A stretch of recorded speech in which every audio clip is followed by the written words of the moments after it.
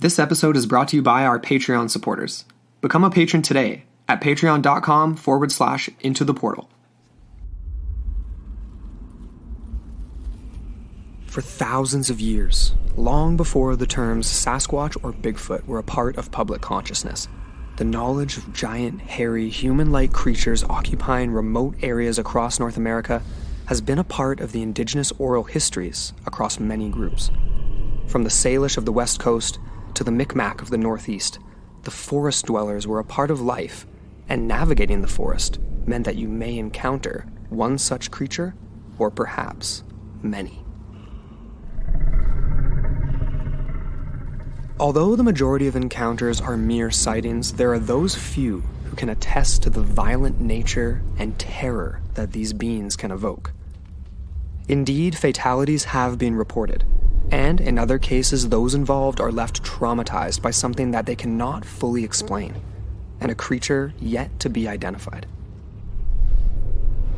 Join us on Into the Portal for part 1 in our series looking into one of the foundational subjects in cryptozoology, as we kick things off with some of the strangest tales in all of Sasquatch and hairy hominid lore.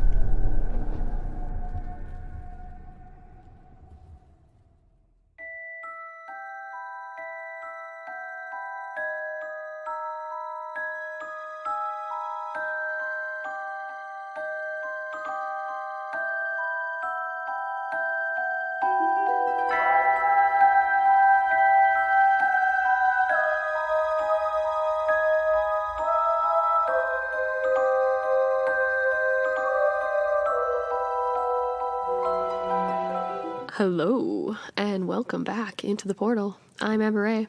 And I'm Andrew McKay. And we are back after Dark Week. That's right. Yeah, so thanks for joining us again. We were away last week, but we're back with something that I think you guys have been wanting for a long time. We've had a bunch of people posting different articles and stuff in the forum on hairy hominid creatures. And, so we're jumping right into it. We are covering today, well, we're doing an entire series on Sasquatch. The classic cryptozoological case, right? But what we wanted to do is kick it off by kind of going a little bit of a different direction and focusing on the violent encounters with Sasquatch and with other creatures similar to Sasquatch. Exactly. Because typically, Bigfoot and Sasquatches, I think, aren't necessarily known as gentle giants per se, but definitely aren't known in the normal discourse as being, violent creatures like a werewolf or like other sort of, the beast of Gavaldon. Exactly, other mythical creatures or cryptozoological creatures. Because we have covered hairy hominids before in other parts of the world. We've covered the Yeren. We have covered the, Orang Pendek. The Orang Pendek just recently on our Patreon. And those were really fun, but those were smaller. They're little minis. Now we're going to the big size. That's actually interesting, though. You mentioned like Orang Pendek had elements that were violent too. Very there true. might be some crossover here that we dip back into the Orang Pendek. Exactly. And almost like the tendencies to sort of interact with the peripheries of human societies and things like that. Definitely. But before we get right into it, though, we have a couple of things to go through. Shout outs, our housekeeping. That's right. So I just want to give a quick shout out to Camille. She just reached out to us like today, or I just got the message today, and she had some great feedback. And we always appreciate it when people come to us with intelligent comments and critiques of the show, right? 100%. If they have things to add that, we haven't mentioned or things they want to correct, I like that because that's the only way the show gets better. It's the only way you learn, right? Yeah. And we're not perfect, and we don't claim to be experts in anything. Like we're both, went to university and stuff, studied anthropology and things, but we're not experts. And so we love it when we get this kind of feedback. So thank you so much for reaching out. We really appreciate it. It's like the classic trope of like the humanities and art students where it's like we know a little bit about a lot of stuff, but we definitely don't claim to be experts by any means. So thank you. That's why we're having these conversations, right? We just want to open the floor. Totally. And then I guess we do have some other news too. We are actually moving officially to a 2-week format. And this is just so we can keep bringing you guys the best possible content that we can create. Yeah. We don't want anything that's rushed or half-assed. And as of late, our lives have been sort of chaotic. So, yeah, we just kind of thought that these are some measures that we need to put into place. Definitely. And it's kind of funny. Like, we started that way anyway, right? Like, when we first started the show, we were on a kind of a 2-week format. And so we're kind of going back to that a little bit. I know. I was trying to remember, actually, when we switched over to the weekly. I know. We were just so gung-ho. We were like, we want to do this every week. So, so we just jumped into it. But, yeah, no, like Amber said, we really just want to focus on the research and make sure we're bringing you guys like the best possible entertainment, right? Like we want to refine the editing and make sure it's all the best show that it can possibly be. And it gives us more time to actually look into the stuff that you guys send to us too, all these articles and things like that. Exactly. Just enriches the whole conversation. Absolutely. But of course, for all the dark weeks, quote unquote, always look forward to Epic Film Fridays, That's right. We've got a lot of really cool suggestions. We are going to be doing that Ascension redo. That's going to be coming out. So don't hold your breath, but keep waiting for that one. And then as well, Matt Drew and Pericles over in Twitter, both of these guys got at us with some cool movie suggestions. Awesome. So yeah, I look forward to those coming forth soon. Sweet. Stoked on that. All right, let's get into it. Okay, cool. So before we... Oh, wait a second. Sorry. Okay. Disclaimer here. Yep. Right now I sound like I've been smoking a pack for about 40 years, and I apologize. I'm just getting over chest cold. We both kind of are, actually. So if we end up hacking up a lung in here, you guys will know why. But you actually don't sound too bad. No? Nah, it could be worse. Okay. You're sounding okay. For me right now, I'm like, ooh, I'm so nasally. It's gross. You don't have the full Ray Romano going on quite yet, anyway. Okay, so I wanted to give a little bit of basic history. Like, we feel that you guys listening probably have a good idea on the history of Bigfoot. Yeah, like these sightings obviously begin in antiquity. They've been around for thousands of years. Yeah. Even early explorers such as Leif Erikson reported in 986 AD his terrifying encounter with what he called ugly hairy monsters with, quote, great black eyes. Crazy. Yeah, and obviously Indigenous lore on this subject goes back much further than memory permits. Right. But again, right, like this is, like you mentioned already, the main thrust of this first part isn't to cover Sasquatch comprehensively. It is, because it is such a diverse and mainstream paranormal topic, we want to focus on, like you said, the most bizarre and the most violent and terrifying accounts with these massive, hairy, bipedal hominid creatures. And yeah, so let's kick it off, Andrew. Let's for sure. You a little... Leif Erikson, though, I gotta just touch on that for a sec, because that's way back. Yeah. That's crazy. We have a friend named after him. We do indeed, actually. Actually, I don't know if it was actually named after the explorer, but he has similar heritage. He does indeed. Actually, we should ask him about that. We should ask him what he thinks about this subject, too. He'd probably have some interesting thoughts. Totally. I thought this was really interesting, though, and we are going to get into the... not discrepancies, but the spectrum of physical descriptions of these creatures. Yeah. And I really thought it was interesting how he referred to them as having these great black eyes. Yeah. Because you do get other descriptions of, say, glowing eyes, like yellow eyes, in some accounts even red eyes. Yeah. And that is interesting to me. And of course, that could be part and parcel of just like the reflectivity, if there was a light source nearby or not. Like he could have just been looking into like the blackness of like their sunken in sockets kind for of sure thing. And there was no like that classic like animal reflection, like when you're driving along the road and you see a dog or a cat or something and it's that bright eye. Exactly. Yeah, so not like the reflective, but I didn't actually come across where he encountered this.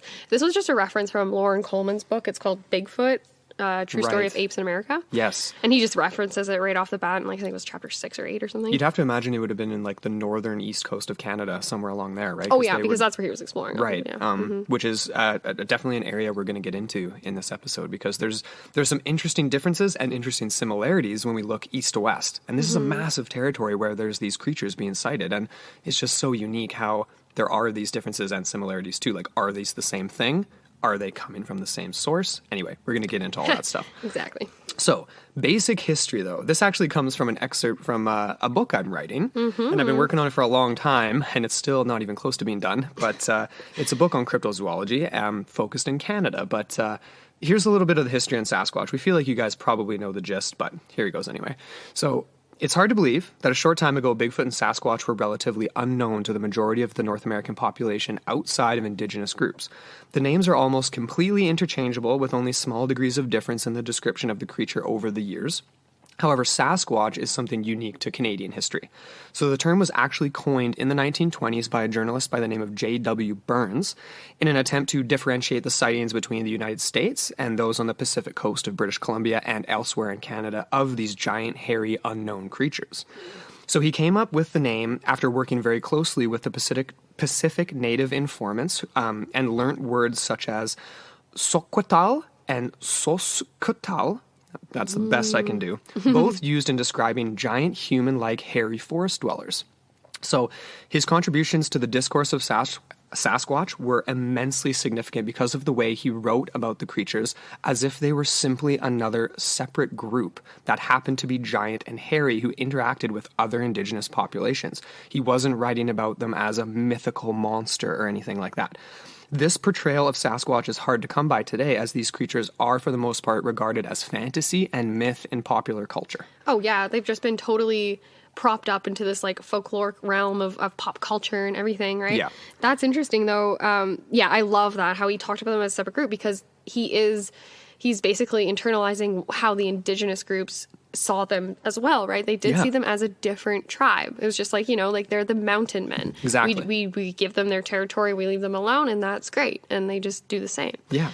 It's really fascinating, right? It's they don't talk about trade or things like that, but it's just like there's their area, and then there's places that they just don't venture into. It's pretty crazy when you think about it, right? Well-defined. Yeah, totally. That's interesting too. Like, on the flip side, you're talking about like how these aren't considered like monstrosities per se, but definitely kind of like feared or like regarded with respect kind of thing. Definitely. They're on the East Coast. There's actually a historical reference from the Micmac Nation, and this was an encounter they had with Samuel de Champlain in 1603. And they actually warned the French colonist as he was exploring the interior. I think he was going down the St. Lawrence. I can't remember. Everyone was going down the St. Lawrence. Of course. Yeah. But they warned him of this creature called the Gugu.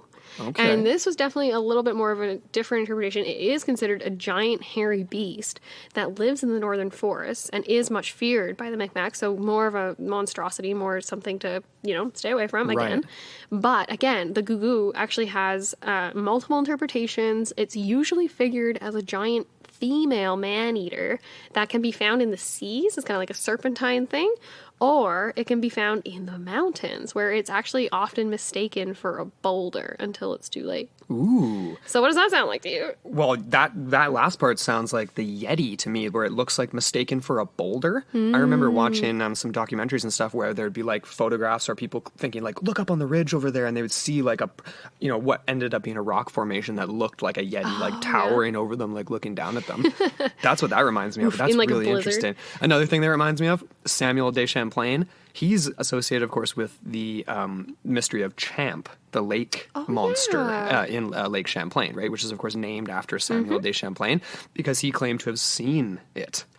So this guy's got some interesting connections to some cryptozoological cases, for sure. And to be honest, like there was no mention of him actually coming across a Gugu, but he was warned of them. Right. And believed this is in this stuff. Exactly. And it's very early. So this is 1603, right? People were like, I feel like, actually, never mind, I'm not going to comment on that. Okay. But anyways, for me, when I heard that whole thing about it's a boulder until it's too late, the fact that these are generally nocturnal creatures as well, reminded me of trolls. Ooh. Even though with trolls, I guess that was kind of their downfall, they turned to stone. Again, the Watchers was another thing that was brought to mind just because of the giant sort of stature and like the rock-like nature of them. Absolutely. Reminds me of like a Geodude or something. Definitely. Yeah. That kind of brings up the conversation for later on too, whether or not we're talking animal or, something a little bit more paranormal related, you know what I mean? Yeah. But obviously this does go just way, way back in history, like even before de Champlain, but here we are up in 1603, and that's pretty significant, especially since I do think the relationship to him believing in Champ too is interesting. But so yeah, goes way back. There appears to be a physical difference though in the description of the sightings we see in BC compared with the experiences of Sasquatch or Sasquatch-like creatures, if you will, out on the East Coast. So in Ontario, down into northern Michigan and places in Quebec as well. Differences in fur color, eye color, sometimes glowing yellow, like you mentioned earlier, sometimes black as night. There's an example, a creature referred to historically as Old Yellowtop has been specifically referenced around and seen around the area of Cobalt, Ontario, and I believe specifically around mines. So that's a weird connection to connection. I'm just reminded of our Goblin series, right? Yeah, totally. But yeah, Cobalt is like a mining town in it's not North Ontario, it's sort of central eastern Ontario, I believe. That's interesting. But, another reference, Cobalt. The kobolds from German folklore, they were named after the fact that they were found in areas where miners were looking for cobalt. And cobalt is actually one of those things that's really dangerous to harvest, I guess, because it's Right. usually surrounded by arsenic or other sort of poisonous things. So that was kind of, again, another sort We of... always just end up tiptoeing around this grand unified theory by accident. I know. Sort of, you know what I mean? Oh, so many connections. Everything's connected. Everything. Where we need forest here. Yeah. Okay. Old yellow top. So he's been, he, she, it. Old Yeller. Been As I like to spotted. refer to Oh, dear God. Jeez. But I mean, hence the name obviously has a little bit of a blonde hair going on the tip top, which is interesting because it's a unique characteristic that we don't see in descriptions of Sasquatch on the West Coast, but we do see it in interpretations of marked hominids and different creatures elsewhere in the world. But it's just interesting because we do have these differences, and then we have differences in how they behave. So we've got violent Yes. interactions on both East and West, but we're trying to kind of draw lines between these vast territory, like the actual distance between these areas is massive. So to think that like an East Coast Sasquatch is migrating to the West or vice versa, are these creatures related? Do they know each other exist? Do they You know, have like- networks of relations, right? Do they have, mean- well, I'm not going to say like trade or anything like that, but like some sort of consciousness would be interesting. And yeah, you could say these regional differences are a fact of, or just a product of the fact that this is, like you said, such an expansive, massive land. Yeah. And that even, I like to go sociological with this a little bit, and we'll get into this more with the theories and everything, but you can, like, it's almost like different groups of human beings. It's like different tribes of indigenous people. It's like there is always going to be differences, whether it is behaviorally or physically, you know what I mean? Yeah. And that just can be spontaneous, it can be evolutionary, it can be whatever. Absolutely. No, there's so many different Environmental. circumstances. It sort of seems to be like the Northeast, the Athabasca region, is where there tends to be more violent or aggressive Sasquatch-related experiences, which is kind of Athabasca. interesting. So Okay, so that, just to reference for everyone that doesn't know the Athabasca region, that is actually the Canadian Shield region. Right. So it kind of encompasses the areas of like Manitoba, northern Alberta and Saskatchewan, that kind of neck of the woods, which again, right, is some of the harshest territory, climatically speaking, right? The interior of Canada is harsh. So Right. could you maybe make some argument as to violent tendencies associated with scarcity and climactic reasons? Maybe. Possibly. I don't know. Who knows? I think so. I definitely think so. And yeah, and the geography too, the terrain that you're dealing exactly. with those elements as well. Yeah. So it's colder temperature, more or less mountains, depending on where you are, like BC to the East Coast or and whatever. more or less resources too. Exactly. Yeah. But yeah, many stories of attacks, like vandalized cabins, rocks being thrown, which is a very typical one that we know primates do, right? They throw their own feces, they throw rocks, they throw all kinds of different things. So that's definitely a characteristic of an actual Territorial. animal, right? Yeah. Yeah, and this doesn't preclude stories in the West Coast either, though. So we've got Ape Canyon as a story we're going to touch on tonight, as a violent attack that happened in the Washington area. This is a ubiquitous thing, and it's absolutely bizarre. Yeah, So it almost begs the question is like, what are we searching for exactly from coast to coast here? Is this phenomena strictly cryptozoological? Is this perhaps something more complex? You know what I mean? As far as like you're alluding to something more paranormal, or we like to go interdimensional here. well, in the Into Portal. gentleman from Ape Canyon brings that up. He does, yes. And a lot of people kind of, especially in that era of the 1960s and 70s, you kind of get this different interpretation and this amalgamation of the Bigfoot phenomena along with the UFO and alien phenomena. Right. Alien. Sorry, alia. Alia. It's an all new category now. Oh, yeah, I know. But anyways, yeah, so exactly. Is this something more complex? Just getting back to the basic questions. And again, right, what can account for these variations in physical descriptions, behavioral descriptions across this massive land of North America? Definitely. And like we said, like after looking at the evidence, initially we posed the question, what makes East Coast Bigfoot or Sasquatch so much more violent than West Coast sightings? But then we quickly realized that we can't really, that's kind of a fallacy. Yeah. So we're not going with that sort of mode. Yeah. But yeah, it's the Washington State case is very interesting. I can't wait to get into that. Me too. But anyways, there was this one distinct group that we did want to mention as far as like, you know, we're talking about discrepancies, we're talking about distinctions, and Lauren Coleman makes this distinction in his book, as well as other cryptozoologists in the field like Mark A. Hall. Yes. There is this group known as the marked hominids. Yeah. Marked, I don't know. What's interesting about these creatures is that they exist mostly in subpolar regions, and they've been known or been deemed these marked hominids because they have these distinctive characteristics that are different in many ways to the typical description of a Bigfoot or a Sasquatch. Right. Or even other creatures like the Yeren or the Alma of Siberia or whatever like that. Actually, there is kind of a funny little reference here we have from Siberia. There's the Alma. Right. So that's kind of the closest equivalent to like the Yeti or like... or Sasquatch, I guess. Or Sasquatch, yeah. But then there's also one that's called the Mechani. And it does translate roughly to marked one, and it has a white forearm, very similar to yellowtop. So that's what we're kind of referring to. Marked, it means like they have like a mark on them or a spot or like something that kind of like it makes them stand out. Definitely. And it's not something that would indicate like age or something like that, where if you would see like a Sasquatch that's just like a going slightly gray. different color. Or going like, gray, right? Yeah, exactly. Like this is like yellowtop's got a yellow, like blonde hair. I mean, actually, if you Google yellowtop, it'll come up as either a cryptozoological creature or Donald Trump. Oh, no. It's one of those two things. Was that Urban Dictionary? Or? That was just straight. I think it is, yeah, Urban Dictionary, and it's on Wikipedia as well. Oh, Lord. According to research done by Lauren Coleman, these marked hominids are 7 foot plus. Yep. Hairy bipedal hominids. But 7 foot is roughly around the size of Sasquatch, so like that's a similarity. Yeah. But then we've got these other weird differences. Well, exactly. And the main difference, I guess, would be the multicolored hair patterns, usually two-toned, with this, like, often like a patch or something. And there's usually a distinction appearing on the mane or sometimes on the head. So this is, again, kind of a loose connection to old yellowtop. So you could make the connection, like, yeah, it's almost like a pale mane that kind of extends down the back. And then you can almost get an albino skin color on the face. So very much similar to... what's it called, like a Caucasian person or something like that. Or kind of like the orang pendek, because they had the more like visible human-like face, whereas other the bone structures, and you could tell because it was like lighter, right? Whereas we have these other descriptions of Sasquatch that are very often like the face was black, the eyes were black, very hard to distinguish the features. Right, exactly. Very dark skin tones and everything.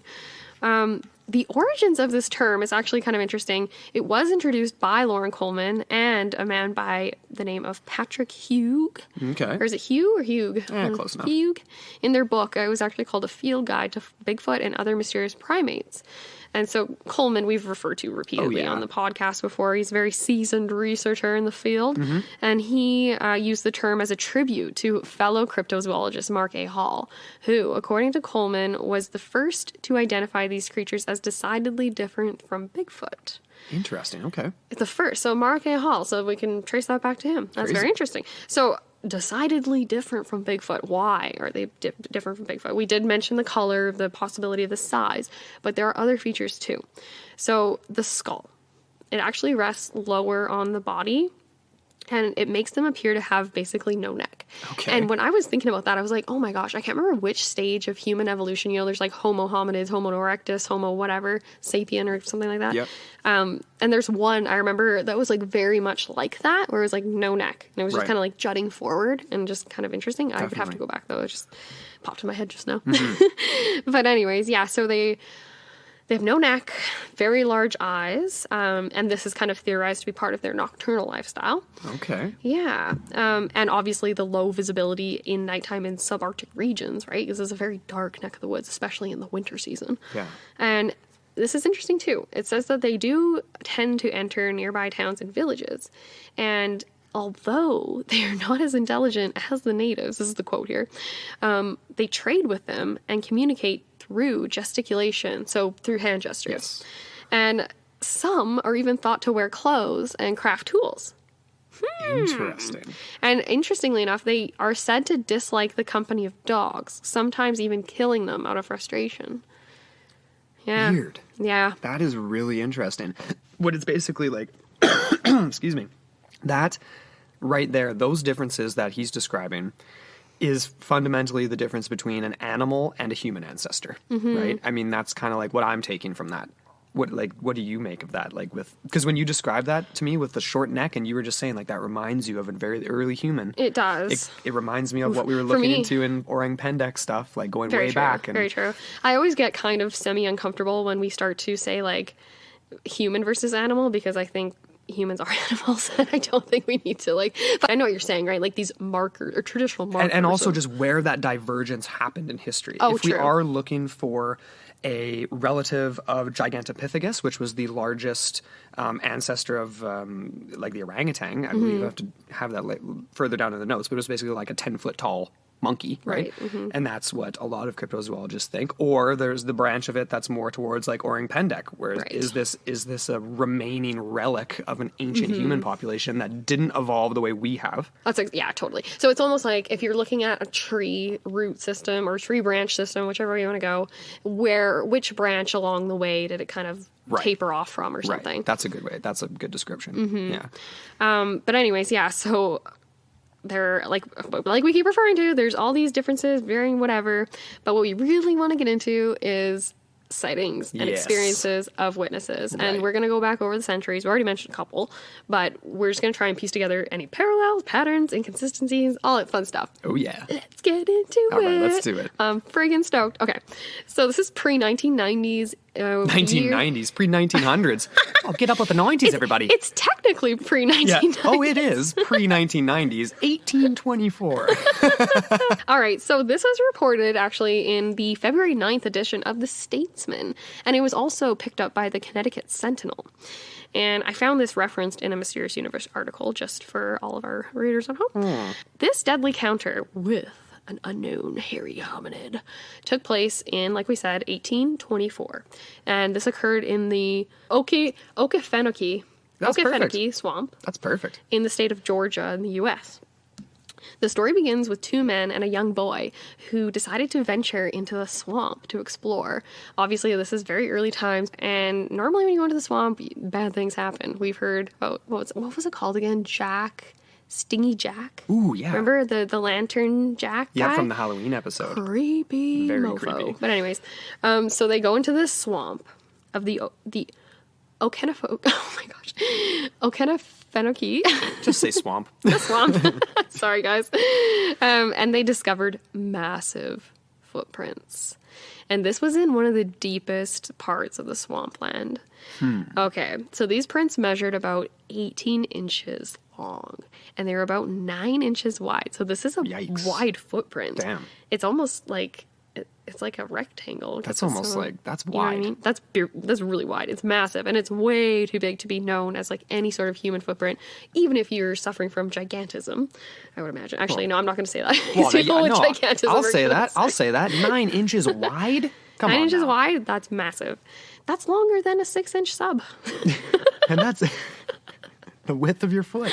That reminds me, shout out to my cousin Dan, because he's got the widest feet ever. We used to not make fun of him, but like he could swim faster than everybody when we were kids though, because like literally his feet were like flippers. But like widest feet I've ever seen, but they're only like 5 inches maybe. Like not even a 6-inch. Not even a sub. Not even. I wouldn't eat that.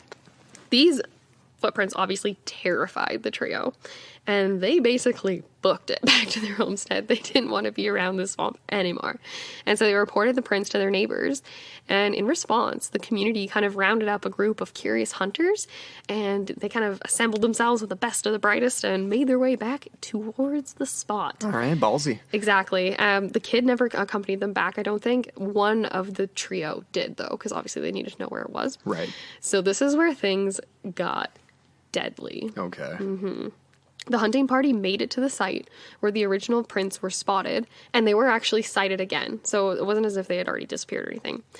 And so they knew they were in the right area. So they started to make their way deeper into the territory, and they actually stayed in the swamp for several days, is the account.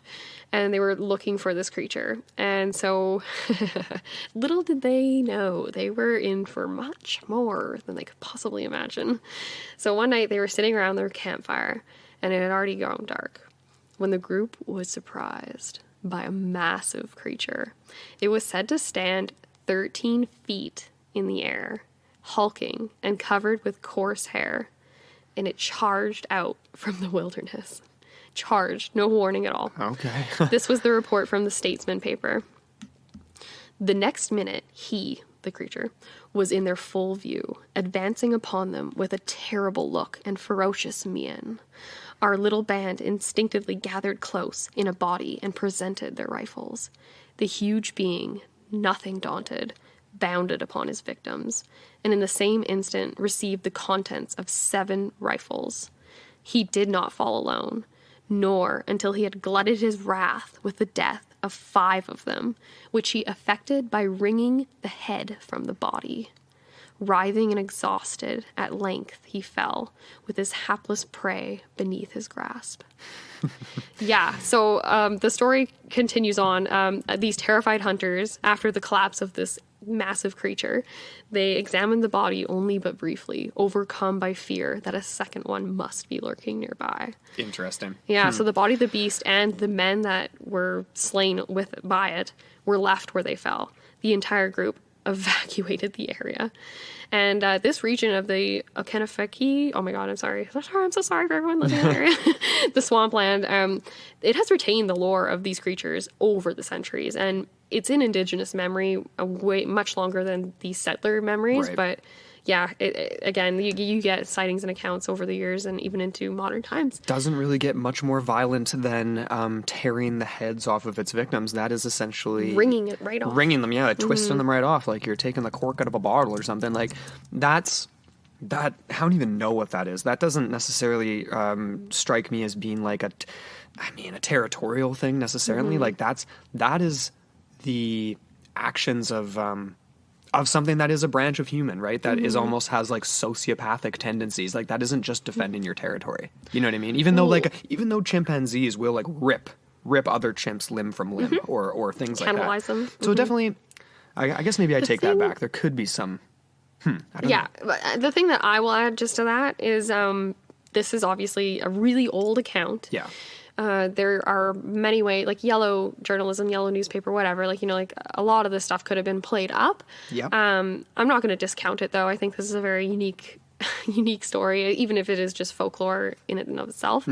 But yeah, I don't know. Just the fact that these men obviously didn't know what they were dealing with, and they could have angered it unintentionally. They could have just angered it by literally being right next to its little cave or what, not cave, like, like those little structures they like to build. Yeah, that's right. Yeah, we find it could have been just right in the way. You know what I mean? And so, and yeah, it was just such a temporary campsite too. That leads me to believe that they could have just really wandered right into its lair, so to speak. Right. And then maybe it just came back for the night and sees like this commotion, smells all these smells, hears all these people, and it's just like, screw all you, get out of here. So, I mean, and we didn't actually write this into the notes, but that brings up the idea of like the skunk ape, which is like one of the, I believe like the Florida, the Florida swamplands and other sort of areas of the East Coast. Exactly. Actually, I did just look up Georgia borders South Carolina and Alabama and Florida. So you were right, Alabama. There you and go. Florida. There you go. So there you go. So it very much could be a similar creature. And of course, the skunk ape is known to stink, hence the name, right? It's got this foul odor of a monster, essentially. And I guess that makes sense, like living in a swamp, attacking things in a swamp. It's nothing but decay. So I guess that kind of makes sense. This story is interesting too, the one you just read out, because the bodies and any of the evidence, like things are quickly swallowed up and disappear in swamplands, right? They're well preserved quite like often when you bodies. do find them, but they're hard to find. That would be so amazing. Imagine they found a bog body of a Sasquatch. Like perfectly like preserved. mummified kind of. Yeah, exactly. That reminds me of like Murdoch mysteries for some reason, when they're always poking around in the water looking for bodies. Oh, God. Let's go find a Sasquatch body. Okay, let's jump ahead here. About 50 years to 1869. So we're still in the 1800s. And there was another report that read literally gorilla in Ohio. Now, again, we're jumping all over the map here in terms of these Sasquatch, Bigfoot, hominid-like creatures. And Ohio has its own, known as the Grassman. And of course, the Grassman deserves its own episode, and same with the skunk ape and all these ones. And this series is to try to tie things together. And that's why we wanted to do these attacks. Bigger picture stuff.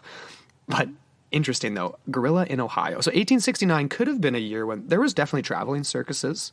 There were other just exhibits and things like that. People bringing back exotic animals from Africa, selling them to rich people, all kinds of stuff like that. Yeah. But this is an interesting story. So Gallipolis, Ohio, on the Ohio River. I think he said Gallipoli. I don't know, though. Or Gallipoli. Maybe. Gallipoli?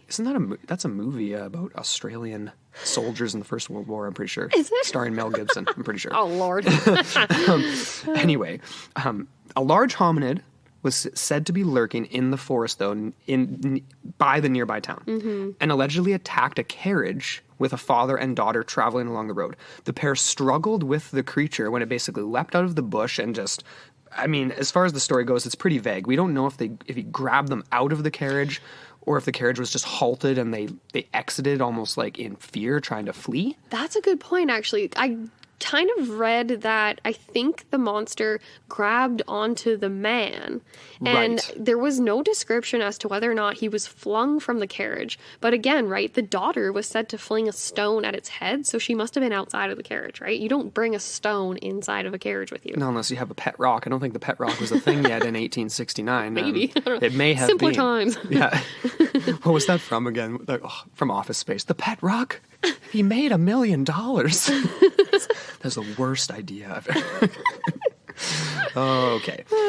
But very odd, though, because it's like, whether it's a Sasquatch, a marked hominid, a escaped gorilla from a zoo, or a traveling circus, this story alleges that this hairy beast lunges at the carriage, attacks the man, the daughter throws a rock at it in an attempt to get it to flee, and it does. So it's hit with the rock and it runs off into the woods. Yeah. And then very, very close after this, a similar creature was reported on a similar river the same year, prompting the papers to sort of fly away with this idea of the North Osage American River. Yeah, gorilla. the Osage River's in Ohio. Okay, perfect. So the same area. So the same idea of the stories of the early grassman stories, right? But this is the weird thing. We put this in quotes. The North American gorilla craze. It wasn't the Sasquatch. It's not Bigfoot yet. Right. It's not. Ooh, actually, sorry, it's in Missouri. It's not in Ohio. Okay. Fact checking. But the point is that it's referenced as gorilla. We've got gorilla in Ohio, and then we've got this other report, North American gorilla craze is the headline. We're not at this point where it's being associated with like indigenous oral histories of hairy hominid creatures. It's just, we're like you said, we're in this era of yellow journalism, and this may or may not be true. But it's also an era where it's sensationalism in the sense that like it was more sensational for them to think that a gorilla escaped from a traveling circus than to actually look into the history and be like, wait a second, people have been talking about these things for hundreds, if not thousands of years. Totally. It's not necessarily a gorilla escaped from the zoo. No. And wasn't the whole gorilla specifically like spawned from that book that guy he like published it a few years before 1869. Remember, it was like some guy, I can't remember if he was French. The name is eluding me right now, but you referenced him a few days ago. Yeah. Oh man. And he essentially he had like a 6-year expedition in Africa, lived with gorillas, came back, wrote a book, published it. It was sensational. Yeah. It was crazy. And then since that moment on, many Bigfoot or Sasquatch quote unquote encounters were described as gorillas. Yeah. Which is the perfect example of just how easily people can be told what they're seeing in a sense, right? It's similar to like the Mekele Mbembe, where there's these reports coming in and then a missionary goes and says, here's a sauropod. Is this what you're seeing? And they say, yes, that's what I'm seeing. You show some people a picture of a gorilla, that's what I'm seeing. Yeah. You know what I mean? Yeah, like that's exactly. their only point of reference at that point. Exactly. So it kind of makes sense.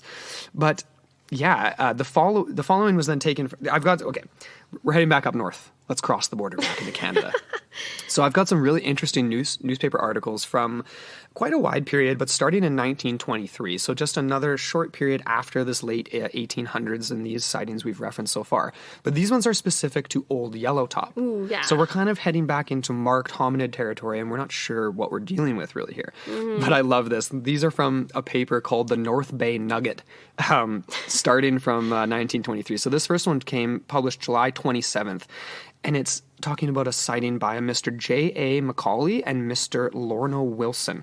And they claim to have seen what they described as a pre-Cambrian shield man. Ooh. Okay. Oh, cool. So we're not heading into gorilla or Bigfoot territory here on this one. A pre-Cambrian shield man while working on their mine. While working at the mine. They claim to... Or sorry. It's their claim, like a mining claim. Right. Near the town of Weddellfur, and this is again near Cobalt, Ontario. So this is the second time in 17 years that a hairy ape-like creature nicknamed Old Yellow Top because of the light-colored mane has been seen in the district, and that's a quote directly from the paper. The two prospectors said They were taking test samples from their claimed property when they spotted what looked like a bear picking in a blueberry patch. Mr. Wilson said he threw a stone at the creature. He then said it kind of stood up and growled at us, then ran away on 2 legs. It sure was like no bear I have ever seen. Its head was kind of yellow, and the rest of it was black, like a bear, all covered in hair. The first report of the creature was made in September of 1906 by a group of men building the head frame of the Violet Mine east of Cobalt, and it has not been seen since that time. But a few decades later, it crops up again. So the North Bay Nugget, again, on April 17th of 1947, references Old Yellowtop. So again, right near Cobalt. Here's the quote. Old Yellowtop, the half-man, half-beast that is supposed to be roaming the wilds around the Cobalt mining camp, was supposedly seen again by a woman and her son who lived near Giles Depot. Gillian. While they were walking... Okay, it's a woman and her son who lived near the Giles Depot while they were walking the tracks into Cobalt. The woman, who did not want her name to be made public, said she noticed a dark, hairy animal with a light head ambling off the tracks into the bush near the lake.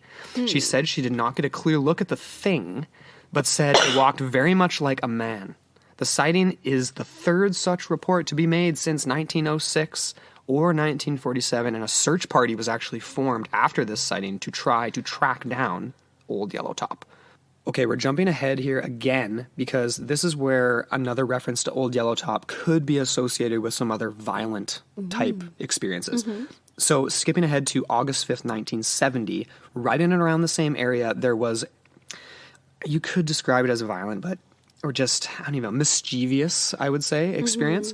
A busload of mine workers were almost sent down a ravine when a massive creature standing over 7 feet tall walked out deliberately in front of their vehicle.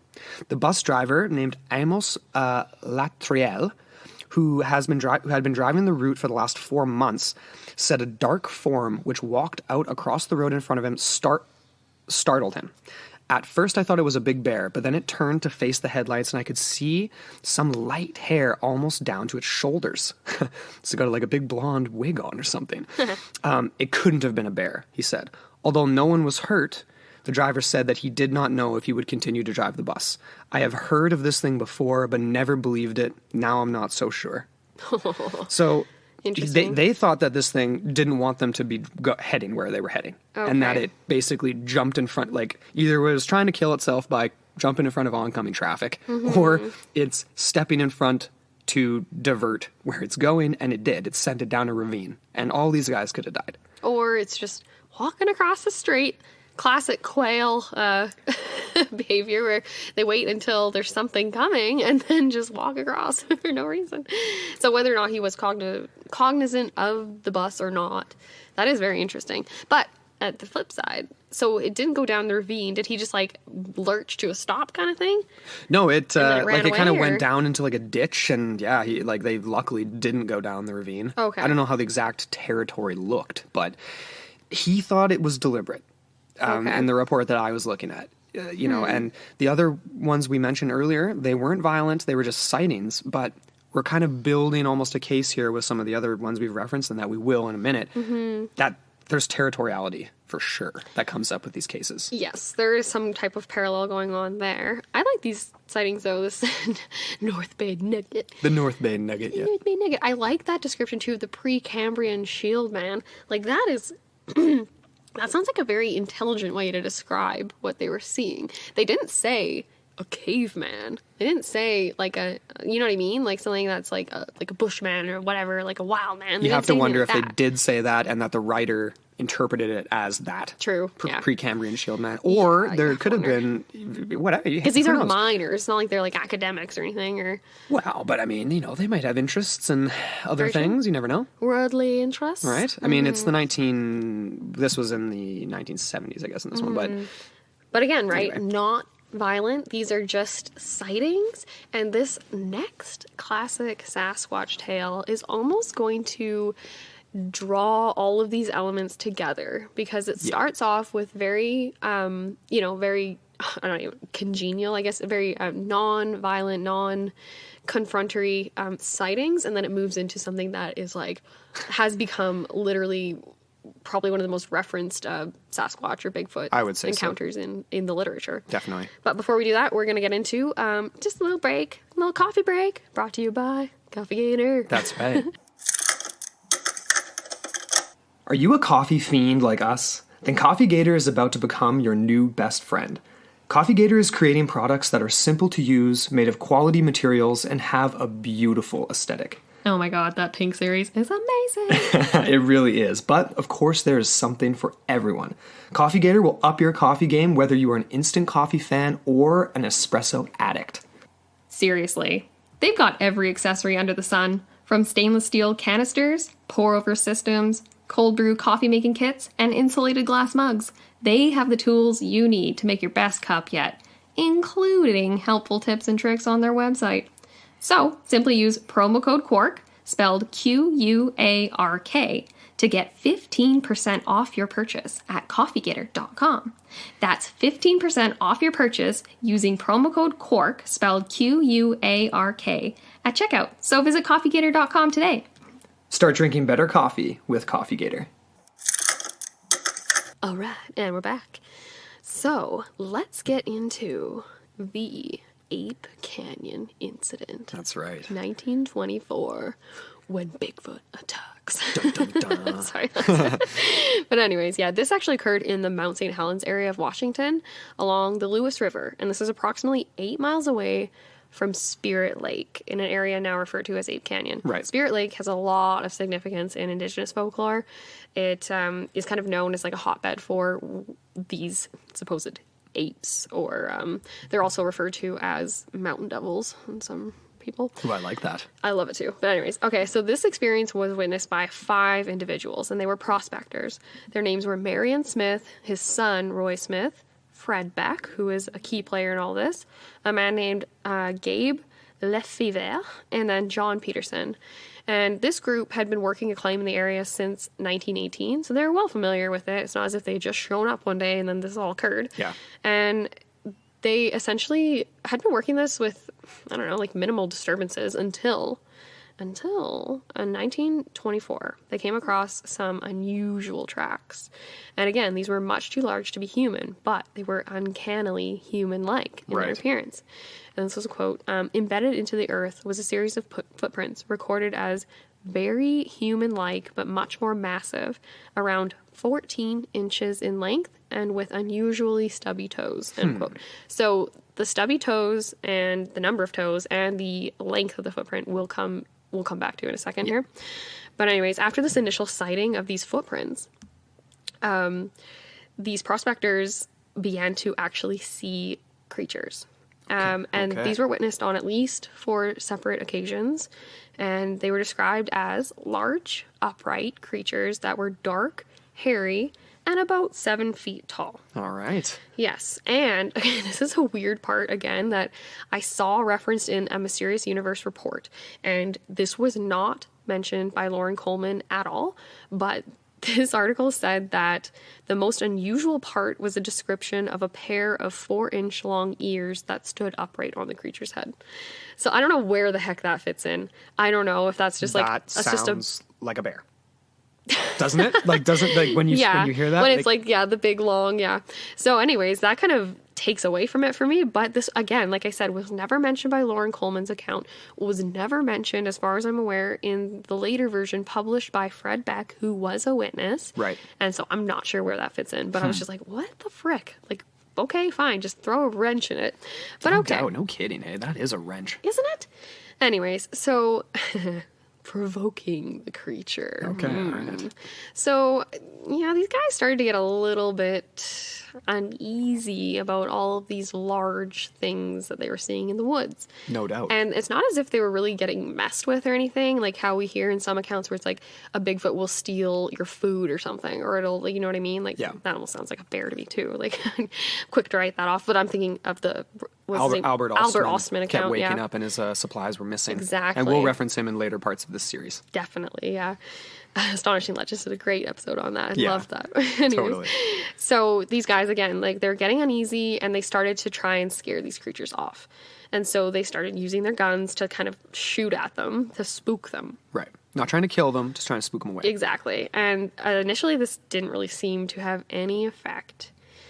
And this is where the story gets murky. All right. So one report says on July 10th, Fred Beck sighted a creature. It was standing on the edge of the canyon, and he shot and presumably killed it as it stood on the edge of the ridge. It staggered and plummeted to the depths below.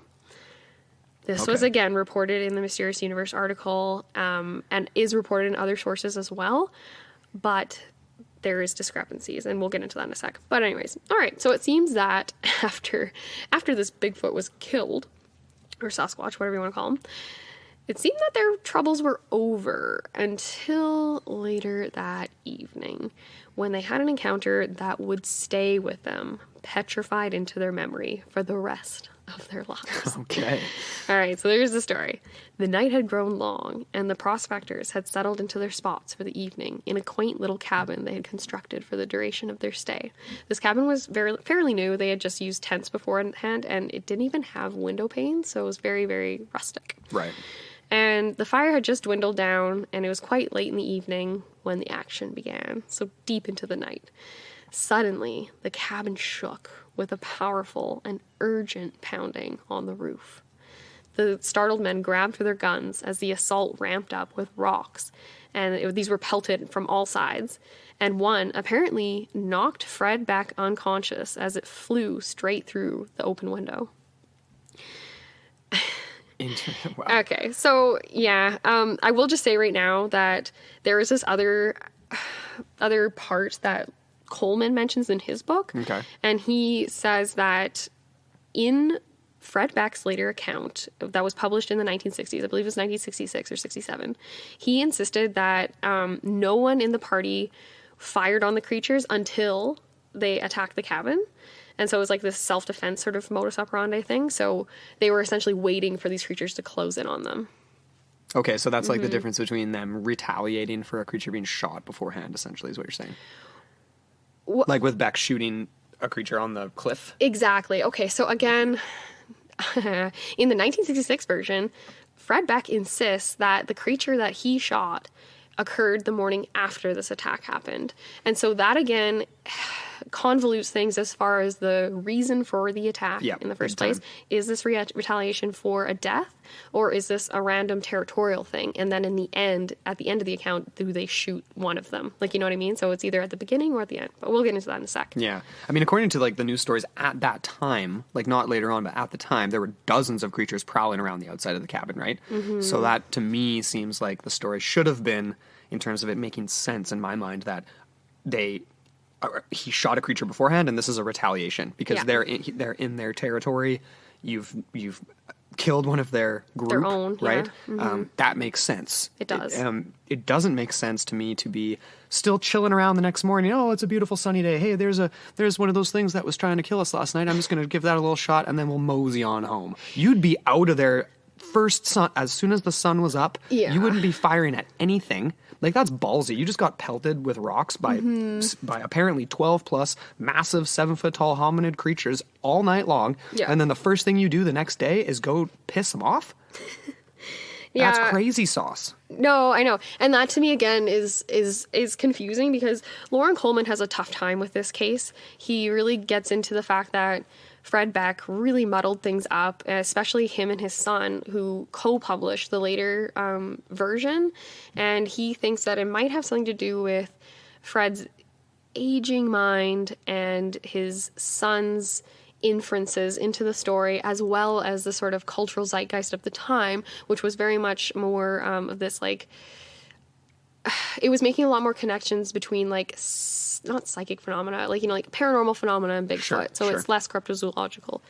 And I will try and find here. I've got the book in front of me, but we can keep going. Yeah, for sure. The story. I mean, okay, again, like just to reiterate on some of the discrepancies here, it says here, I think this was from Coleman's book too, that the men scrambled out of the area as soon as the action died off.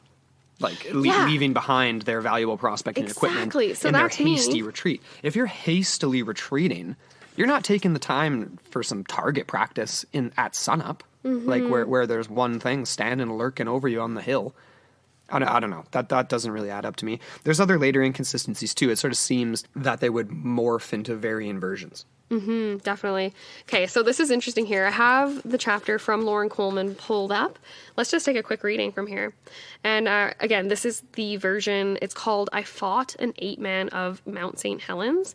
And it was a booklet based on Beck's own account of the sighting and the encounter. Okay. And it was, like I said, co-written by his son and him. And again, this is like 40 plus years later, so 1924 to 1966. It's a long time. Yes. So it says here, beginning in 1918, Fred Beck and his partners, Marion Smith and his son, Roy Smith, Gabe Lafevre, and John Peterson began prospecting for gold in the Mount St. Helens and Lewis River area of southwestern Washington. Before they built a cabin, they lived in a tent below the mountain they called Plumy Butte. Nearby, a creek flowed, and along it there was a moist sandbar about an acre in size where the prospectors would wash their dishes and get drinking water. Early one morning in about 1922, okay, so that's earlier. Okay. One of them came running back to the camp and urged his fellows to follow him back to the creek, where he showed them two large, somewhat human-like tracks sunk 4 inches deep into the center of the sandbar. No other tracks were nearby. Because the nearest spot it could possibly have jumped to was 160 feet away, the men reasoned that the creature had a huge stride, or something had dropped from the sky and went back up. Okay. As time passed, the miners came across similar tracks, which they could not identify. The largest of them was 19 inches long. In brackets, the original 1924 articles, however, as noted above, the miners mentioned much smaller footprints of about 14 inches. Right. As they built their cabin, Beck and the 4 other miners working the gold claim, the Vanderwhite, named after their spirit guide, and that's what they called it, the Vanderwhite was their gold claim. Okay. So they would hear strange thudding, hollow thumping noises in broad daylight. They could not find the cause, although they suspected that one of their number might be playing tricks on them. That proved not to be the case, since even when the group was gathered together, the sounds continued all around them. They thought it sounded as if there were a hollow drum in the earth somewhere, and something is hitting it.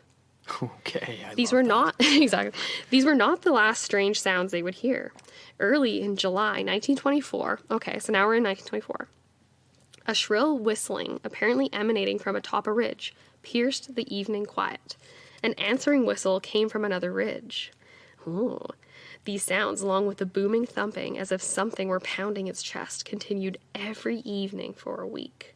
Now thoroughly unnerved, the men had taken to carrying their rifles with them wherever they went. Beck and a man identified only in his booklet as Hank to avoid embarrassment to his family, which is actually Marion Smith. Okay. They were drawing water from the spring when suddenly Hank yelled and raised his gun.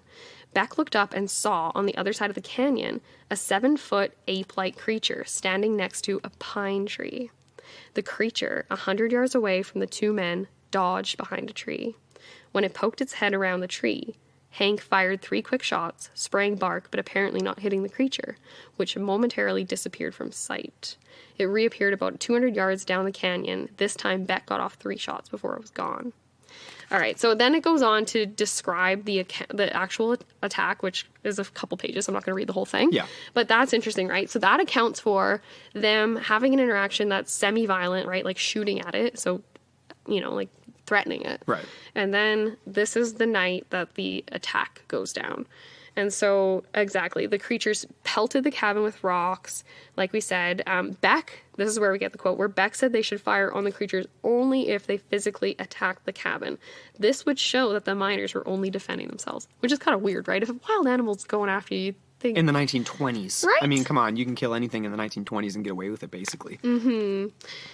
Yeah, so it says here it lasted all night, punctuated by brief, quiet interludes. At one point, a creature reached through the chinking space and grabbed an axe by the handle, and Beck lunged forward, snatched the blade, and turned the axe upright so the ape couldn't get it out. And then, as he was doing so, a bullet from Hank's rifle narrowly missed his hand. And then it says the creature withdrew its arm and retreated. So once the attack ends just before daybreak, they cautiously stepped outside with their guns in hand. That's when Beck supposedly got the shot off on one of the creatures. Okay. It says, taking careful aim, he shot 3 times and watched as it toppled off the cliff and fell down into the gorge about 400 feet below. Must have been some bright moonlight. Yeah. Yeah, it says here they told a forest ranger about the experience at Spirit Lake. So they left through $200 in supplies and equipment behind, never returned to claim it. $200 back in the day, man. That's a good chunk of change. It is, yeah. But it's very interesting because Beck would go on to describe this as a very spiritual experience. And he actually says, quote, "They are not entirely of this world. I was, for one, always conscious that we were dealing with supernatural beings. And I know the other members of the party felt the same." He says he believes the creatures now known as Sasquatch or Bigfoot come from another dimension and are a link between human and animal consciousness. Oh. They are composed of the substance that ranges beyond the physical and psychical, sometimes one more than the other, depending on the degree of materialization. Fascinating. I know. That's some I love Skinwalker that. Ranch type stuff right there. Totally. So once again, we're coming back around to this, the very thing that I've criticized so many times in the past, but the grand unified theory. I know, right? Skinwalker is a great example of that, right? Yeah, it is. And like you mentioned, so the inconsistencies with the story gets back to so the size of the footprint, so goes from 14 inches to a staggering 19. Yep. The timing of the shooting went from before the assault to the morning after. But again, right, this could be discrepancies in reporting, but the articles that came out in 1924 did describe the shooting occurring before. Yes. And then where the creature was shot and how it was affected, there was the idea of 3 shots versus 1, shot in the head versus in the chest, a lot of different things. The other interesting thing about this is there was no description of any attempt to retrieve the body. Yeah. Right? Well, it tumbled about 400 meters into a gorge. Right, but I mean, you'd think that someone might go back and try to confirm that it was actually there. Take a hand. Take an ear. To prove that take there's something. Something, right? A toe. Yeah, like the classic Yeti hand that's supposedly in Nepal or whatever, right? Take something. But the other interesting thing about that is if someone did go back to look for it and it wasn't there, even if we don't have that information, perhaps the body was collected by its own. Right? Oh, yeah. And that's a thing that we come back to all the time with Sasquatch. We never find a body. Why is that? Perhaps they bury their dead. Well, if you talk to Fred Beck, apparently they're more psychical than... maybe they just fade. It's almost like in the Santa Claus. When Santa Claus dies, he just disappears. So we've got Santa Claus, Sasquatch, marked hominids. It's all connected. Oh, and one other discrepancy, too, is the fact that in the 1924 reports, there was 4 toes initially cited in the footprint, and then that changed into 5 later on. And I do have, and again, I want to say this too. The difference between 14 to 19, the difference between a 9-inch wide foot and a 4-inch wide foot can potentially be accounted for with sliding, right? Oh, yeah. If these footprints are on a slope, they are most likely going to appear to be bigger than they actually are. We came across that in the Orang Pendek episode where there was evidence of footprints walking down a path and then a handprint on a tree bracing itself as it was coming down a hill, and those footprints were elongated, right? Because it's stepping and sliding down. So that's where bear tracks can be super misleading for Sasquatch researchers. You see a bear coming down a hill, you've got this almost 5-toed kind of splayed deal going on here, and depending on what they're stepping into, it can look very hominid-like. Oh, that's a really good point. You know, it's another, this is a side note for sure, but Coleman mentions how in his later years, just before he published his book, I believe, in the 1960s, he was interviewed by Roger Patterson. What? Yeah, and so Patterson, obviously, of the Everyone fame knows of that, right? Patterson and Gimlin's footage of Bigfoot from the, was it 1970s? No. 50, was it 59? Or it was in the 50s or 60s. I believe it was 59. 60s. Anyways, I can't. Let's pull it. We can pull it up in a minute. Yeah, but essentially, a lot of people credit this conversation to sparking Patterson's interest in the Bigfoot phenomena. And this interview was actually published in a 1966 book by Patterson called "Do Abominable Snowmen of America Really Exist?"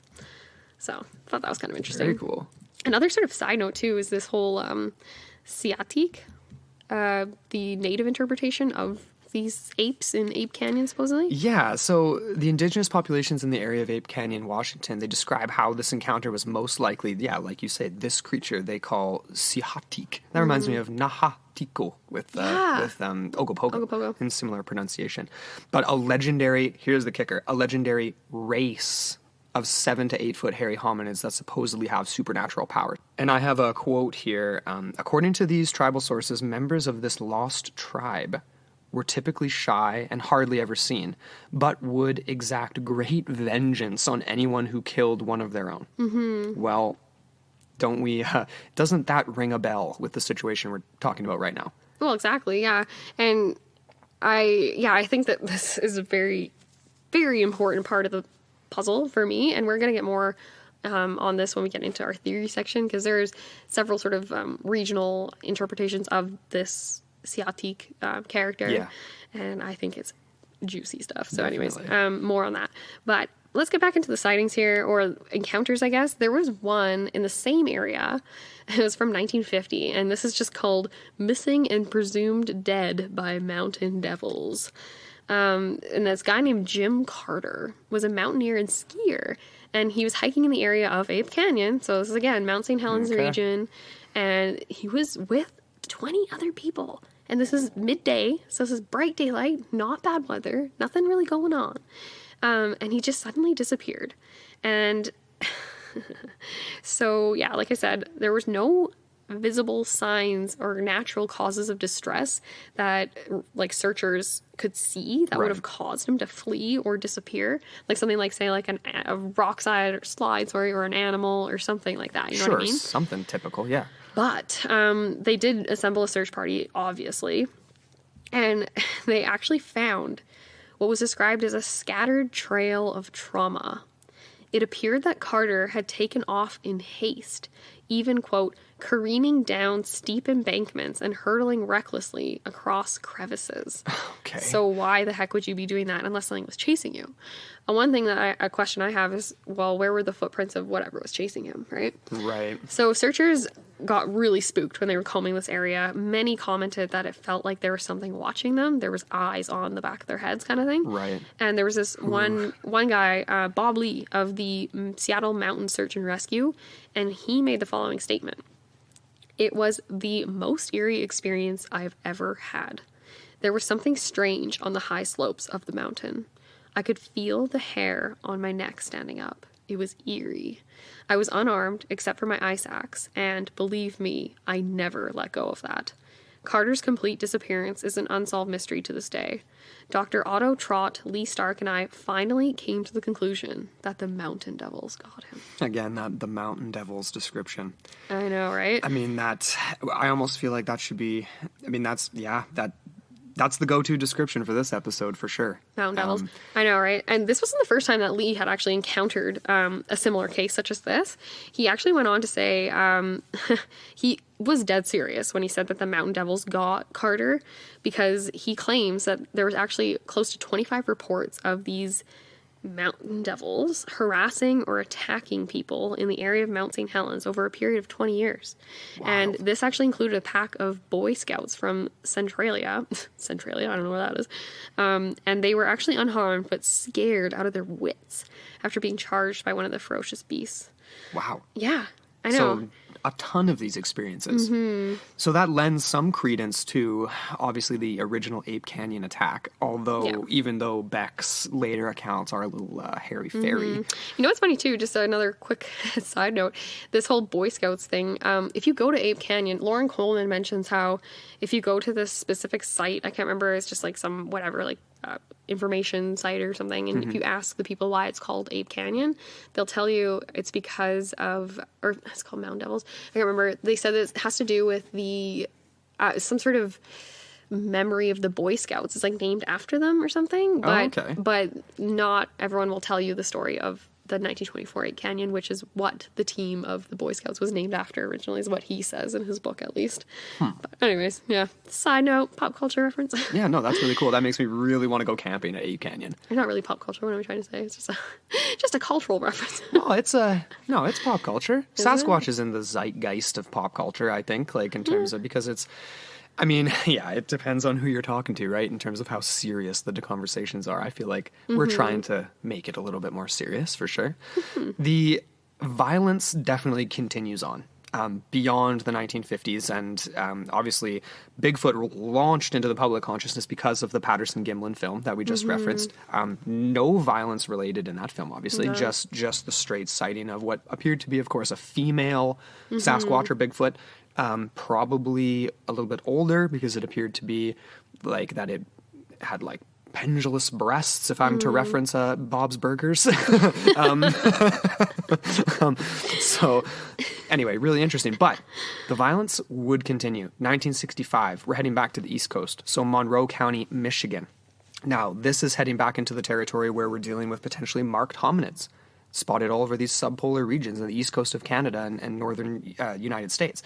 This was the summer, though. So in 1965, there was a 17-year-old girl by the name of Christina Van Acker. She was driving home one evening with her mother. We're not actually sure if she was driving or if her mother was driving or where they were coming from.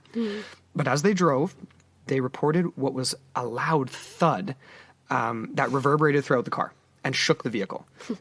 Thinking that they had hit an animal or a person, they stopped the car, pulled over to the side of the road, and then according to the report, Christina rolled the window down before, like, just to kind of poke out and see before actually exiting the vehicle, only to have a massive arm covered in black hair reach through the window, grab her on the head, and then smash it against the car door so hard that she was rendered unconscious, knocked her out. Jeez. Her mom screamed, like just shrill screaming, obviously in just sheer terror and panic. And obviously this was significantly high pitched because this sent whatever this creature was apparently running back into the woods, completely startled. I can probably attest to that. I think if that was me and my mom in the car, she would probably scare a Sasquatch away. Yeah. Wendy would probably scare a Sasquatch away. Any sort of mother that has their offspring threatened, I believe, would have a reaction that is so primeval that anything would be scared by it. Which very much could be a similar situation with these Sasquatch attacks. Like, just like you see with a mother, you see a cub, there's a mother bear nearby, and you should probably leave. Exactly. Yeah. So what do you make of that? That's effing crazy. The mother actually. Oh, sorry, continue. Oh, yeah. I was just going to say it ties in really nicely with this next sighting that I actually got from Matt Drew. It was a really cool. Oh, okay. From South Dakota, though. So this is, where was that again that we were just in? That was in Michigan. Oh, Michigan. Okay. So we're kind of skipping back down south here. But same kind of, it's almost like a parallel a little bit. Definitely. But this one, did you have anything else you wanted to comment on before we move on? I guess like just the only other thing was that the mother claimed that it growled like a mad dog. So we've had some similar descriptions in terms of it, like, but usually it's like a howl though, or it's like some sort of like not a growl like a dog. Like that implies more of a beast than a hominid. Well, even with the Ape Canyon, there was like whistling sounds. Whistling, right. Yeah, and then chest beating and all that. Much more ape-like. And then when you get into things like wood knocking and other communications like that, like that's very, very much like, apes, hominids, those types of things. Growling like a mad dog is like a monster. Yeah. So anyway, that's just kind of interesting. Yeah. I mean, Sasquatches growl. There's course. definitely guttural sounds. I growl. Yeah, you do. I have been known to growl, so I can see these things growling once in a while too. Especially if, like, that's just the weird part too, is like, was this just a strange kind of coincidence where it was like they kind of clipped him and didn't notice, and then he's pissed because he just got run over by a car, and then he goes over to kind of, he's like, it's almost like road rage, right? Where he's like, and he like smashes the woman, and then it's all of a sudden he gets a response that he's not expecting, or she, I don't know, right, it. And then just books it. So they're like, okay, this is a massive thing, right? Because the car is big, right? Well, a car is a massive thing. It's much bigger than a person. and it's bigger than a Sasquatch, Totally. even if they're not initially, like, you know, maybe he's just pissed and he's like, just, ah. That's possible. I don't know. And we're back to your quail argument, though. It's because it's kind of funny. It's like, on the one hand, these things have to be smart enough to not be found, and they bury their dead, and they, you know, they move their remains, and they can't find any trace evidence. Or they But then- disappear like Santa Claus. Right, but then on the other hand, they're just like quails, and they walk out right in front of cars, even though they had all kinds of time in the world, because it's the middle of the night, to That's cross true. the road. That's true. I don't know. Yeah, that's interesting. One evening. So it's like maybe dusky. Like, so I don't know. it's just hard to see. I don't know. That's weird, though. How would you not see that creature before you hit it? Again, it's almost like, are they doing it on purpose? Is this like purposeful confrontation? What if it had just, like, apparated right at the moment that the car was passing? So it's totally Skinwalker coming through a portal. Yep. Mhm. Ends up right in the middle of the highway. He's like, what the heck? It was like man. the movie Deadpool 2 you just watched, where the guy, he travels back from time. He just randomly ends up at this one area of the world where there's these two hicks at the back of the car, Right. and they're just chugging beers and just tailgating. Yeah. But anyways, let's get into this 1992 sighting from South Dakota, because this ties in really nicely. We have a vehicle again in this story. Yes. And again, this is thanks to Matt Drew for digging this up for us. All right, so our story begins in 1922. A family of 3 was camping in Wind Cave National Park, a place they had been to several times previously for summer recreation. But after this incident, they would never return to that part of the state ever again. The incident must have taken place in August or late July, as the witness stated that his father had actually decided to plan the trip a few weeks before his son, which is the narrator of the story, returned to school that fall. However, normally this family camped in the early summer / late spring, so this was kind of an unusual trip for them in that regard. Okay. All right, so this is from the witness. It was Saturday night and very calm around our campsite. Many people had left during the day, so there were few kids running around. At around 10:30 p.m., I decided to go to bed. I was bored and my parents were entertaining another couple. I laid down and turned the radio on while I drifted to sleep. All right, now shortly after this, the young boy awoke to his parents bursting into the RV. His father was scrambling to find something tucked deep inside a storage bin, and when he pulled it out, it was his prized gun. So the son realized this was kind of freaky stuff. Anyways, meanwhile, he noticed his mother was just absolutely terrified. He had never seen her like that in her life. All right, so this is back to the witness here. They were standing by the door when suddenly something slammed into the back of the RV. I thought someone had hit us with a vehicle. The window in the back was smashed, and the curtain was on the floor. I moved towards my parents when again something slammed into the back of the RV. At the same time, a deep rumbling sound came from the same direction. I never thought my mother could scream so loud. My father raised the pistol and fired through the window opening. We waited quietly for something to happen. Whatever it was, it must have run off. All right. Okay. So, okay, essentially what happens after this is this family throws all their shit into the RV and takes off, and they just leave. Yeah. Middle of the night, it's like 11 p.m. by this point, and it's about a 4-hour drive home. Well, I'd be doing the same thing. Yes, me too. There's no way. You're How- you're so compromised at that point because your back window's like open. Yeah, you're not and even everything. secured at all. Like, imagine the force what that must be to think that you were just someone rammed into the back of your RV with another vehicle. Insane.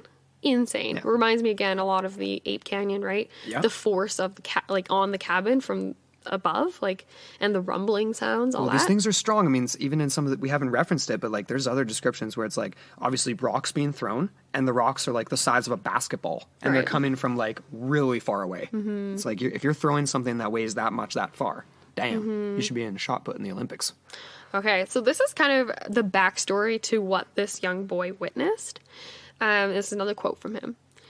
A few days later, my mother told me what had happened that night. So they never talked about it on the whole car ride home. They had 4 hours, and they were just in dead, sheer silence, just terrified. Oh my god. All right, so he says, my parents were just about ready to go to bed. She said it was about 11:45 p.m., okay, so quite late, and she was cleaning up outside when she noticed something large on 2 legs run from behind the RV into the forest. My father told her it was probably a bear. Then he saw it duck out and then back into the woods. There wasn't much light other than that from the lantern and the back window from inside the RV. He told her that this was no bear. By the time they were in the RV, so I guess they booked it in right away, and heard the deep guttural grunts coming from the creature, my father then slowly opened the door, and it was standing no more than 10 feet away, looking directly at him.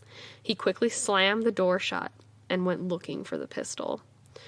My father has never said much about whatever it was, but from his later descriptions, I believe he confronted a Bigfoot.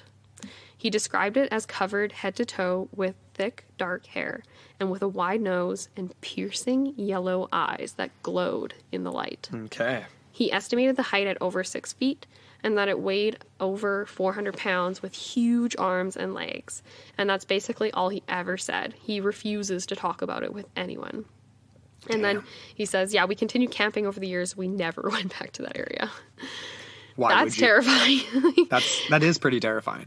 Freaky. It's oh man, it's like one of those things because I really want to go out into these places and try to, you know, have an experience like that. But at the same time, damn, that's definitely That'd be life-changing. You know, and obviously we're To get covering out. violent attacks today. It's not just the gentle giant experiences. One thing that was unfortunately missing from this account was pictures of the RV, like, afterwards. And I don't blame them, because, like, obviously this guy was a kid at the time. He was, like, 8 or 10 or something. Right. And his parents definitely didn't want to be known for this. Like, his father, like he said, he refuses to talk about it with anyone. So, again, right, it's this whole...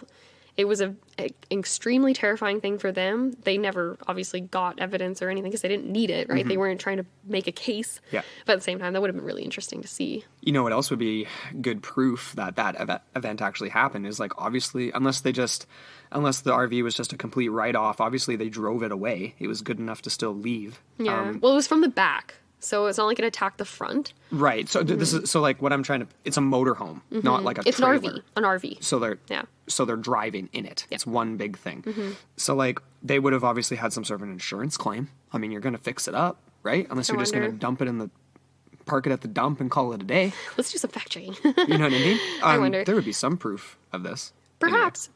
But again, right, this was just from, it was a blog called Phantoms and Monsters. But very cool. I like that. Because, again, like, this guy wrote into this person who runs this website because they had been sort of chronicling a lot more of these. And he's like, you know what? I'm just going to add in my 2 cents because whatever. Yeah. But again, right, could be creepypasta. Who knows? You know what's a commonality I'm sort of realizing here with a lot of these violent attacks, with the exception of Ape Canyon, which, if you believe the shot fired beforehand was how the story went, then it's a retaliation story, really, in my mind. But vehicles.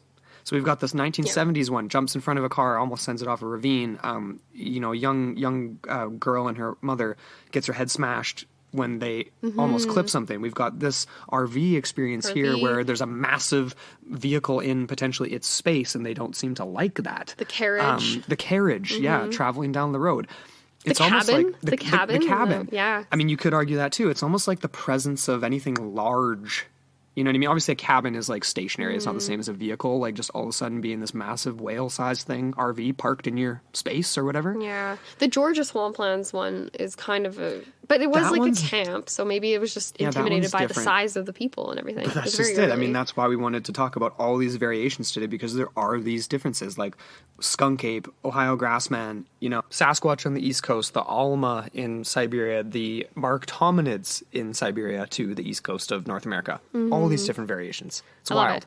It's just like, and exactly, yeah, regional differences. Are these connected? Are these separate? Are these, you know, so we're asking all these questions. That's right. One thing that I thought was really cool, and this kind of goes back to, like, we're not really going to dive into, like, theories or anything per se. Not today. Or explanations, like, comprehensively, but I did want to throw out the Siatik that we did mention in reference to the Ape Canyon incident. Right. Just to go back to that really briefly. And I just thought this was so cool because this has several different variations in the indigenous groups of the West Coast into the interior and all the way up through the Athabasca and into the East Coast. So everyone in...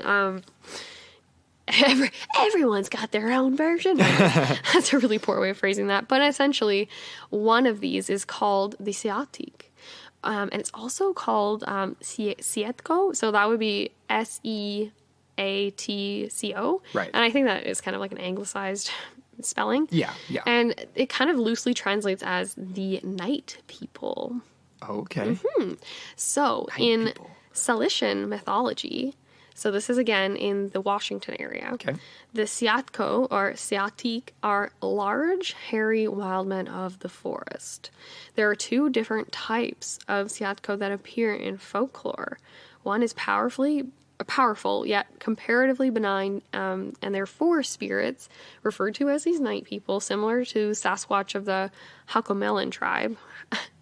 Halkomelin tribe. Memlin? Sorry, that's a really bad way. Sorry. But anyways, and then there's also on the flip side these fearsome, malevolent man-eaters, sometimes referred to as stick Indians. And we had referenced that from Coralie when we did right. our Ogopogo episode, That's and we right. visited the was it the Cinchwhips Right. Museum, and she made the comment that we were asking her kind of questions about them, and she didn't even want to talk about it. This is great. Okay, so I'm going to get into that. So again, these two beings are often confused in folklore and anthropology. And it's believed that a lot of this has to do with the fact that, again, people don't like to speak to it. They don't like to do this because they believe it antagonizes these spirits.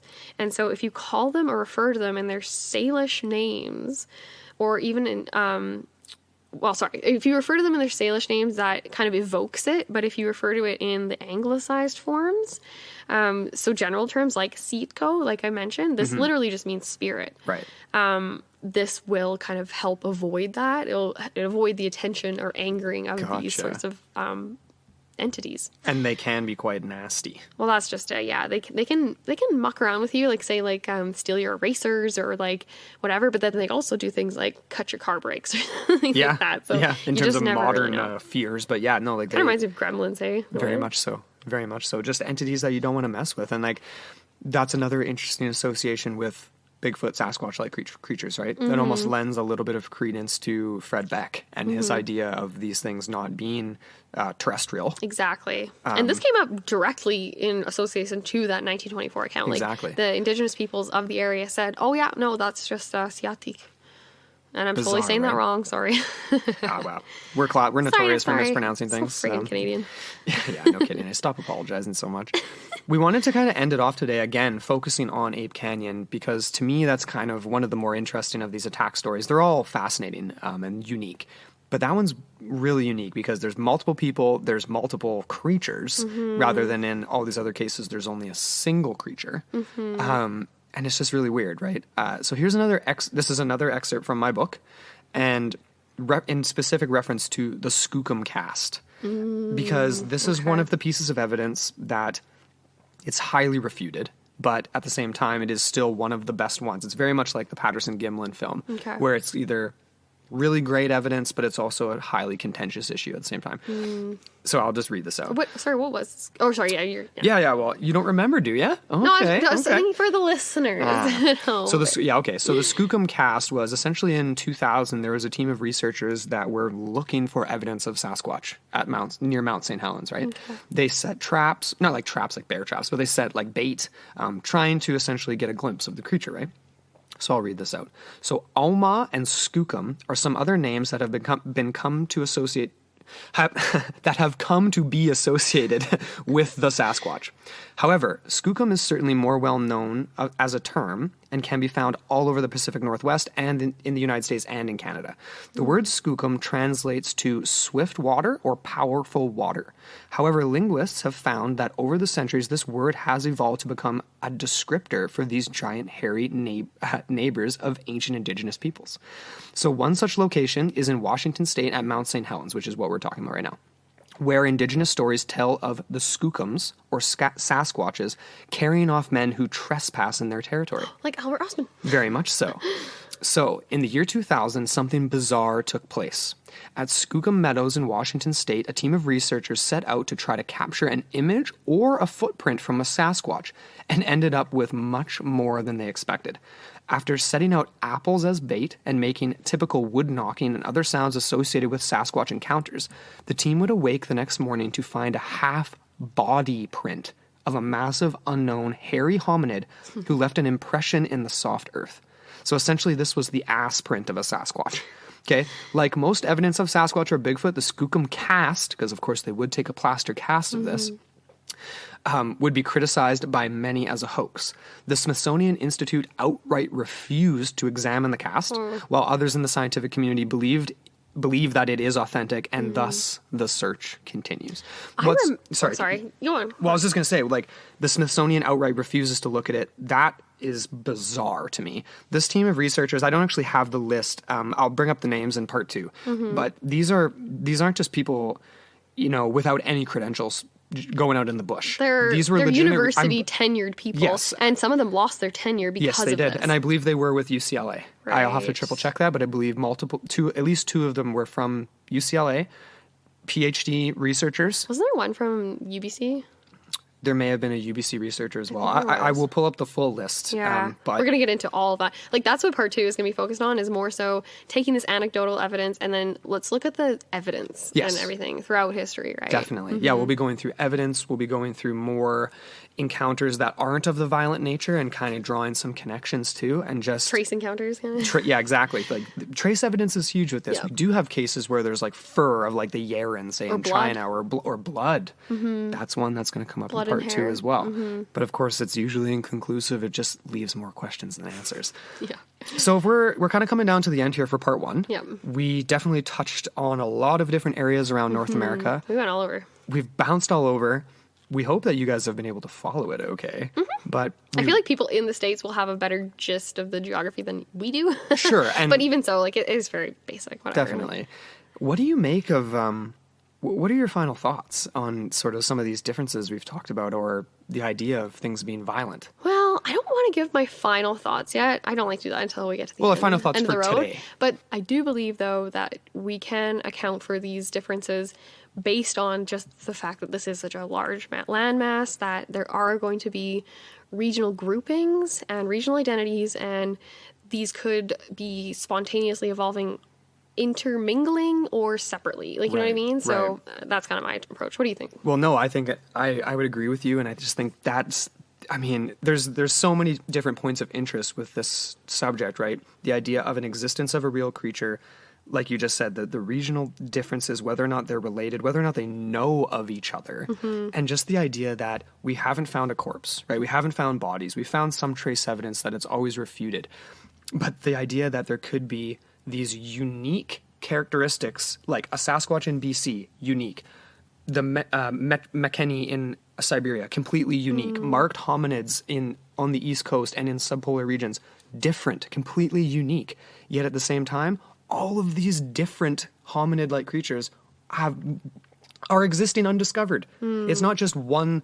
It's not just a Sasquatch and there's a bunch of them across the world. It's different hominids, and it's where we get to the Yaren, where we get to the orang pendek. That is, some of these have to be real, right? Well, some of these have to exist. And even just your phraseology there, where you're like undiscovered, that in itself is a fallacy, because we are talking about so many multiple accounts from so many different sources throughout so much time. Definitely. So that, to me, again, that's why we're not like kind of posing the question like, oh, do these things exist? We're kind of coming from the idea like more of an anthropological maybe approach, where it's like these things do exist, and let's kind of look at it all as like a whole picture, as opposed to kind of like picking parts, going to the pick and pull. That's right. Pick and pull Sasquatch stories. Pick and pull Sasquatch. Yeah. But I mean, if you guys can't tell by now, I mean, we definitely believe that these things exist.